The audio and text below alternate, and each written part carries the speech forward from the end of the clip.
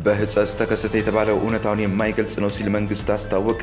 መንግስት በጊዜያዊ መጠለያ የሚገኙ ዜጎቻችን የቅድሚያ ትኩረት በማድረግ የምግብ ሰብአዊ ድጋፍ እያቀረበ ይገኛል። ሆኖም በተለያዩ ማህበራዊ ሚዲያዎች በህጸጽ ጊዜያዊ መጠለያ ጣቢያ የሚገኙ ዜጎችን የሰብአዊ ድጋፍ እንዳልደረሳቸው የሚገልጽ የተሳሳተና የመጠለያ ጣቢያውን አጠቃላይ ሁኔታ የማይገልጽ ዘገባ ሆኖ አግኝተነዋል። የሰብአዊ ድጋፍን በሚመለከት በመደበኛነት ዓመቱን በሙሉ ድጋፍ ለሚያስፈልጋቸው የምግብ ስርጭት ሳይቆራረጥ እየተከናወነ ይገኛል። በህጸጽ ጊዜያዊ መጠለያ ጣቢያም የሚገኙ ዜጎቻችን ዓመቱን ሙሉ ተመሳሳይ ድጋፍ ሲደረግላቸው የነበረ ሲሆን ከመስከረም 2018 ጀምሮ እስከ ታህሳስ ወር 2018 ድረስ የተሟላና ያልተቋረጠ የምግብ ሰብአዊ ድጋፍ እየተደረገላቸው መሆኑን መረጃዎቻችን ያሳያሉ።